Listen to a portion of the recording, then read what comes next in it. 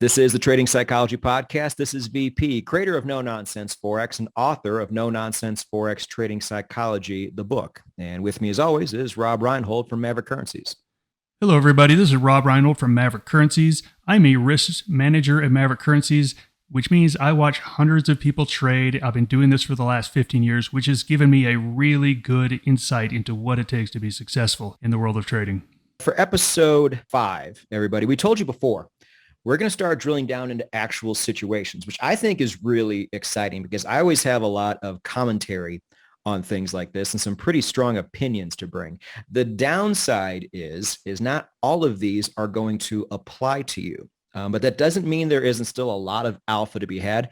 And it also doesn't mean down the road you're not going to run into these at some point. Please pay attention. But with this particular one, this is a huge Rob problem if you didn't already know. There are some reasons why. So let's start with that. Before this episode, Patrick and I were talking, and I asked Patrick, hey, what is your Myers-Briggs personality profile?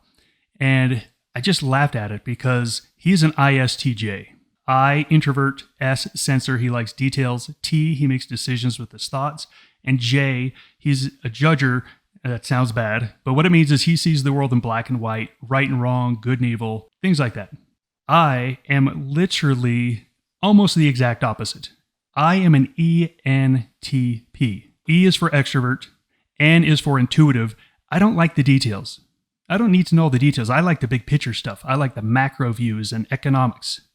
The only thing that we are similar in is that we both are thinkers. So we both like to use our thoughts to make decisions. But other than that, we're not similar at all. And I'm a P. I see everything in shades of gray. I think, oh, that's a little bit good, a little bit bad. Nothing is clearly black and white to me. This is actually perfect. Now, look, we didn't script it this way. We had no idea. But here's the great thing. Every episode we go through from here on out, one of us is going to be very experienced in answering those questions because that's who we are. It's very curious that that's how this ended up.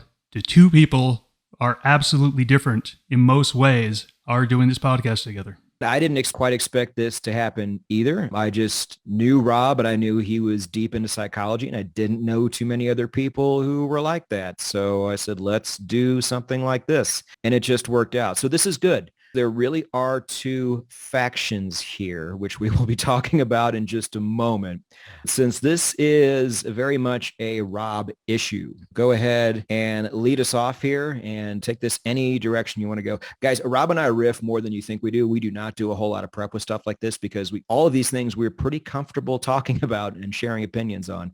So let's just go. Look, Patrick, me as an N, I don't like to plan things out. So this totally fits within my personality. I don't know what your excuse is, but this totally fits within my personality. Before we jump into overtrading, I actually want to point something out, and I pointed this out to Patrick. So I said earlier, Patrick is an ISTJ. In episode 1, we gave you the link to the personality profile test to go on and get your personality profile. And Patrick said, hey, when you're done with the test, come back here and put what you are. Patrick, did you take a look at that list of what people said they were? I briefly looked over it, but I didn't think much of it. Did you see something interesting? Yes, absolutely. Most of your subscribers are very similar to you. They were either ISTJs, INTJs, but very similar to you, which doesn't surprise me at all. No, that's crazy. I don't know what to say about that. I guess like attracts like. I think when it comes to this particular topic of the day, I pretty much just browbeat and made fun of people who do this to the point where I'm like, hey, if you're going to do this, you have no chance to succeed anyway. You're an action junkie. Action junkies never win anything. I don't know one rich action junkie. Come back when you get yourself right. I don't have time for you. So I think over time, I did that enough to certain personality types and angered them to where they just didn't want to come back because that's a big personality trait to change. With this right here, you just kind of are or you aren't. And so I don't know if I should have been more tolerant or not. But again, I'm a J, I'm a judge. So tolerance is not really in my vocabulary. That is very true. That does not fit within a J. And look, I'm not surprised at all. We attract like people. It's not a surprise at all because the language that you speak in is the language that is in your head. And when you speak a language that someone is very similar to you hears, wow, that really connects. And like, okay, this person gets me. This person is finally speaking in a way that no other person could speak to me to get through. It's actually not surprising at all, and it's really amazing how much these personalities actually control our life, like who we listen to. I am a very strong E, extrovert. Whenever I go out and speak about trading, the extroverts flock to me. Extroverts just absolutely flock to me because I'm speaking their language. And the introverts are probably like, this guy probably is a little too much for me. I'll just go talk to some of my other friends in the corner. So it doesn't surprise me at all. This is an episode that I'm going to say I am an expert in. And look, that's like saying you're an expert in alcoholism. It's not a sick brag. It's not a great brag to say you are an expert at overtrading. But just like an alcoholic, I used to deny that I had an issue. Oh, you don't have a problem. You're in control. You can not click the button whenever you want. And guess what? It wasn't until I finally admitted that that's who I was that I could even change. Patrick, I know you mentioned you've seen a lot of action junkies in your world. Share with everyone a couple of experiences you've seen. Yeah, I think the biggest arenas that I've noticed it in, just growing up, not growing up, but being in Vegas for 15 years, was at the sports book, like we've talked about, and at the poker table. In both of those situations, it's not like a slot machine where you just play every pull. You choose whether to bet or not. Again, like with NFL, Monday Night Football. There's certain times where there's, that's the only thing to bet on, unless it's something like small, like a weird sport or something like that. So even if people don't have an edge there, they still want that stimulus, or they want a reason to watch the game. There could be a bunch of reasons, but a guy like me would say, I think that line is dead on. I have no edge here. Discretion is a better part of valor. I'm going to live to bet another day and let it go. But I don't feel like most people think that way. I think they want action on Monday Night Football, so they're going to put it on. Patrick, I have friends that will purposely make a bet on a game because they tell me it makes the game more interesting. It does. With our time, you got to think back in the day, if you are 30 or over, when Monday Night Football was on TV when you were a kid, there was literally nothing else to do except for watch Monday Night Football. It was an event. It was like a pay-per-view boxing match or a pay-per-view UFC or something like that. It was big. Took up a huge market share of the TV audience. It was that important. Now we have so many other things to do and watch. So with a game like that, I would agree. If I don't have action on it, I'd rather be doing something else. I don't know how you feel about that. Absolutely. And let's take that exact situation into the markets. The markets are more interesting when you have money on the line. They just are more interesting. You feel more, you experience more, and it just makes it better experience. If that's why you're placing a trade, obviously that's a bad reason. If you're making a sports bet just to make it to where the game is interesting, you are going to lose. And you're just going to lose, period. There's no if, and, or but about it. You're not following a system. You're just using your emotions to run you. Well, let me cut in there, Rob, because you can win.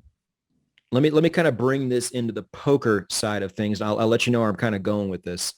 In poker, you sit there at a table and you might not get, Texas Hold'em, and you might not get good cards for 20, 30 minutes on end. What you're not supposed to do is play it anyway. There are some people that will sit there and play every hand, either because they're arrogant and they think they can just outplay everybody else, or because they're like, what am I sitting here with a bunch of strangers I don't like if I'm not at least playing poker? That's ludicrous to them, right?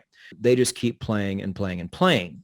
Every once in a while, they will catch a really good streak, and they'll play a bunch of crap cards that still do really well. So yes, they can win short term, but this is the worst thing you can ever do because it justifies these action junkie tendencies that long term are doomed to fail. So it takes these people even longer to have that eureka moment than it does other people. And I've tried to really express this a lot in my psychology videos because I feel like there's a lot of people who are like this. Well, that is the bane of the extrovert. The extroverts need and want stimulus now. They don't want the payoff later. This is all stuff that if you would have said this to me 20 years ago, I would have said, that's not me. That's not who you're talking about. Yeah, that is me. I finally have admitted that that's where I am, is that, oh, that is me. I need the stimulus now. What I really want to talk about in this episode is why you overtrade. For some of you, it's not an issue. For some of you, it is the issue. When I finally admitted who I was and that I was never going to be able to change it, I now finally started to think of different ways to approach this. And we talked about the trans-theoretical model of behavior change. The first step is pre-contemplation. You don't know what you're doing. You're a program. You're just shooting off. Contemplation stage is, oh, this is why I do it. Overtrading is about the need for stimulus. That's all it is. That's it. There's no other reason anyone would ever overtrade. It's because you need the stimulus in your brain. When money's on the line, it's exciting. Me personally, I don't have very strong emotions, Patrick. I just don't. I don't cry much. I just don't have the same emotions. I don't get cold. I don't get hot. I just don't have the same emotions as like someone like my wife has. So what that helps me is that, okay, I'm actually very calm and collective through very stressful situations, which is a very good thing. But here's the problem. When I do feel, it's a drug to me. It's a drug to me. It feels great. When I finally feel something strongly, I love it. And that's what trading did for me in the beginning, is I loved it. It was so intense to have money on the line, and a lot of money on the line. I loved that intensity. And that's really what action junkies are all about, is to get that intensity. If overtrading is a problem for you, I want you to get to the point where you've really sat down, thought about, why do I do this? It really is because of stimulus. Okay, next stage in the model of behavior change is preparation stage. It is not be more disciplined. That would have worked. You would have already done it. You failed at that, so let's talk about different things. What can you do to replace the stimulus? Patrick, do you have any ideas here? Because I have a ton. Well, I was just thinking, you need to replace it with something else. So when you sit down and trade, it's not there. I just can't think of too many things outside of harmful substances that would fill that void. So you clearly already thought about this. So tell me what you have. Well, Patrick, I'm glad you did not just come out and say drugs are the answer. They're definitely not the answer. Certainly not the answer. And I think we actually have a dedicated episode on that, but that's going to be like future. So yeah, we'll put that way behind us for now. Is that called trading on drugs? Technically it would be, yes. It is going to be a 15-second podcast where we just yell into the microphone, don't do it. Thank you. Good night. Hopefully you're to the point, if you are an overtrader, you're to the point where you understand, okay, this is why I do it. Put discipline aside. You're never going to solve it with discipline. Here's the problem. The intensity that trading gives you, as I said earlier, it's a drug. It's wonderful. And that intensity is everything. The question is, what can you replace that intensity with? What can you replace it with? I have a couple of things that I used. If you are an overtrader, it means you are very highly likely an extrovert. We like intensity. We like intense workouts. So for me, one of the things I do every single day, and I do it around the time I used to get myself in trouble. So I'm in Mountain Standard Time. I started out day trading equities back in 1997. I really just traded the US market up until I started trading Forex in 2007. So in the beginning, I traded the US market. I always got in trouble about 2 hours after the open. The open was always great. I was great at trading that open. The market opened at 7:30 Mountain. By 9:30, I started to give money back and started to screw things up. I actually said, okay, I need to get out of the chair. I need to get out of this chair and away from the stimulus. But I love stimulus. I love intense stimulus. So I need to replace that with something that is very intense. I love to work out. I've always loved to work out. I've always loved sports. I've always loved to be very active in sports and trying to be the biggest, the strongest, the fastest. Again, that's what an extrovert does. And so I actually hired a trainer and I did serious plyometric training. I did serious weight training. I did very, very intense weight training. I could have done that on my own. I'm very capable. I love to work out. I could have easily done this on my own. But the reason I hired a trainer is because I had to show up. And here was a great thing. When you go through that intense workout and I am just sweating buckets and my legs are like jelly, you know what the last thing I want to do is, Patrick? Tell me. Sit down in front of a computer and make a trade. Okay. I'm exhausted. I've exhausted myself. I've exhausted myself to the point where I actually, as an extrovert, need to recharge. That is very, very helpful. I want you just to start to think about things that you can do to get that intensity. Another thing that I have used, and this is going to be awesome for some of you, because I told my wife this and she did not believe me, but I've always loved video games and I love first-person shooters. It's because a first-person shooter is so intense. Those games are so intense. And so that's why I like them so much. And so I would actually go down and play video games. And I tried to tell my wife, I'm doing this for work. How do you think that went, Patrick? I could only imagine it didn't go well. Is the answer going to surprise me or not? No. You're exactly right. And so this is a warning for any of you out there that thought, oh, that's what I'm going to use. Don't use it. It doesn't work. It's a dumb reason. I want to start to give you some exercises or some thoughts about what you can do. The first thing you need to do is you need to replace the stimulus. Okay? You need to replace the stimulus. If you can get yourself exhausted in some other manner to where you are just totally spent, that is actually really, really good. For any of you who have ever had a puppy before, Patrick, have you ever had a puppy? Sure. Had a few of them. What happened when you didn't give that puppy exercise during the day? When you didn't, it would piss and shit everywhere. Yep. And it would chew up everything. There's a saying, a tired dog is a good dog. I hate to say that we're dogs. It's a decent analogy, but a tired extrovert is a good extrovert. We really need to replace that stimulus. I want you to think in your own personal life, what are the things you enjoy? It has to have the same intensity. It has to be intense. It has to give you that same feeling that trading gives you, or you're not going to choose it. You're going to choose trading because it is a more intense experience. So you really have to think about what it is you love that gives you that intensity. Now that's step one, is replace the stimulus. Guess what? That's not enough. We need to create barriers. We need to create barriers from you to get the stimulus from the market because you are a drug addict. Now look, you're not addicted to heroin, you're not addicted to anything else, but what you are addicted to is the dopamine that the market gives you. You love that feeling. I love that feeling. So we do have to create barriers. Any reasonable person that had a drug problem would say, I need to create barriers to get to my drugs. I need to make it very difficult to get to my drugs. So I want you to start to think about things that you can do to create barriers. I'm going to give you some examples of what I did. First thing I did, and I shared this earlier on an earlier podcast, I have a security card that I need to log into my trading account. And without it, I can't log into the trading account. And so one day I was just sick and tired of overtrading. I was beating myself up. And so I gave it to my wife and I said, whatever you do, don't give me this card back until next Monday. And she's like, okay. A day or two later, I said, hey, just real nonchalant, like, oh, by the way, remember that card I gave you? Yeah, I need that back. She went and got it, gave it back to me. And I blew it. I overtraded. And afterwards, I'm like, you messed it up. Don't give it to me. I will try to convince you to give it to me. Don't give it to me. And so the next time I tried everything I could and she wouldn't give it to me. And I actually had to go figure stuff out and I had to go out and do other things. I found myself that in a month or two, I no longer needed to give the card to my wife.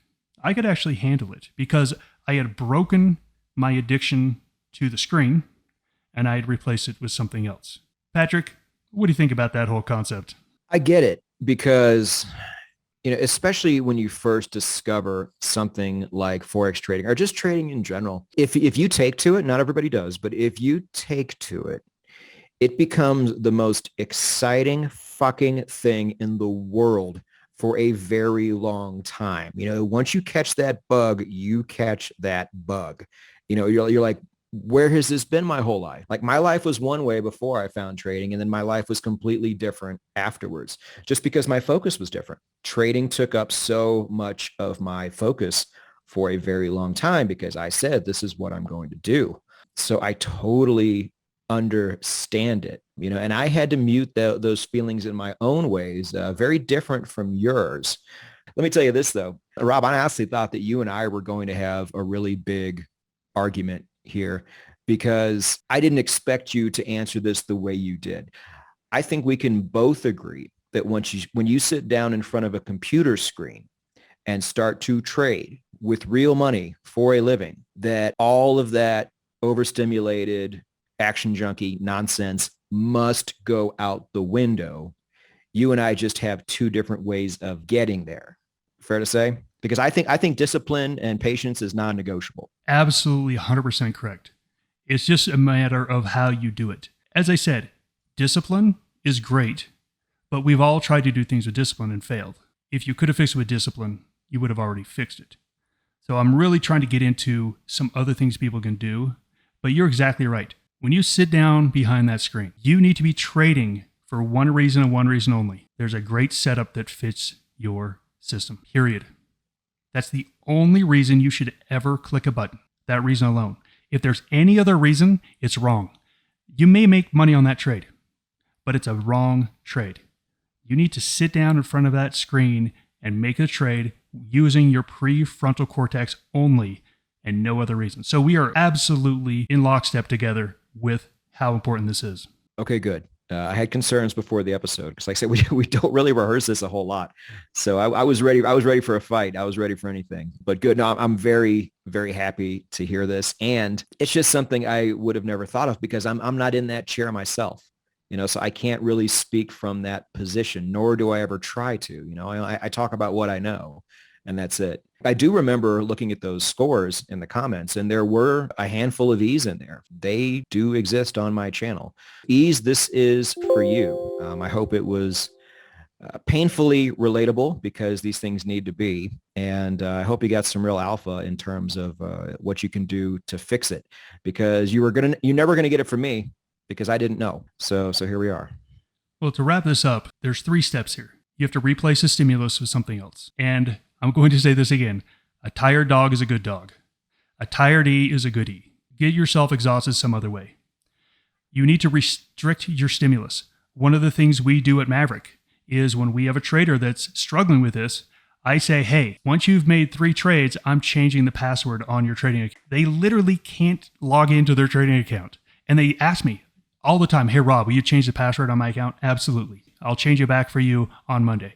These are the things that you can do. So if you have someone in your life, if you can't do it yourself, I had to use my wife to help me out. If you have a spouse or a significant other or a family member you trust, show them how to go in and change a password on your account. Just tell them on Wednesday, hey, I'm done trading for the week. Will you go in and change my password? Get some help from other people. They will absolutely help you restrict your stimulus. If you can't log in to make a trade, you can't screw it up. And you're going to be forced to figure out how to replace that stimulus.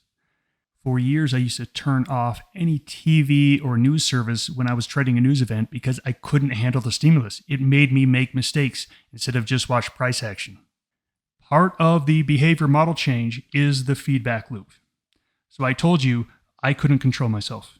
I had no ability to stop myself from clicking buttons.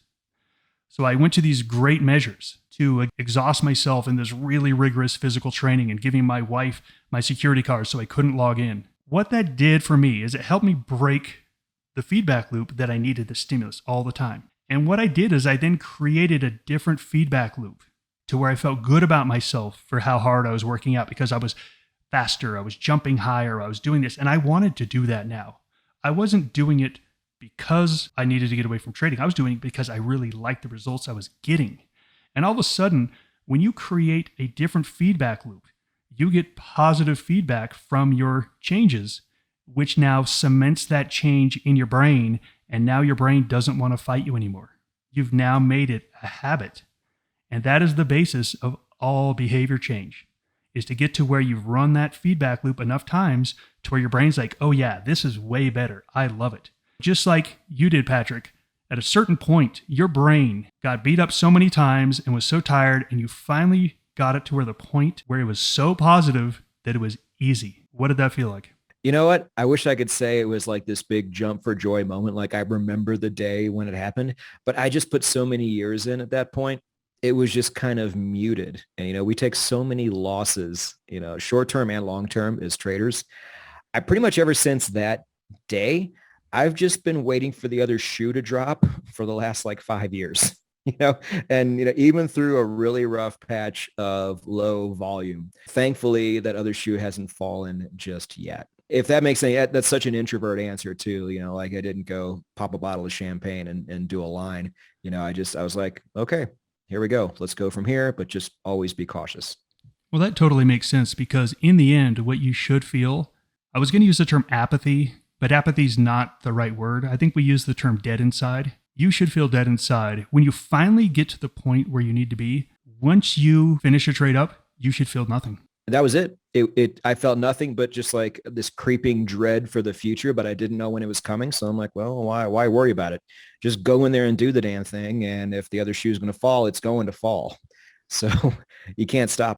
Well, that creeping dread was you understanding the relapse was likely coming. Possibly. Or I just thought, markets tend to average themselves out because I didn't actually relapse into anything from that point on. I've pretty much been in a good place ever since.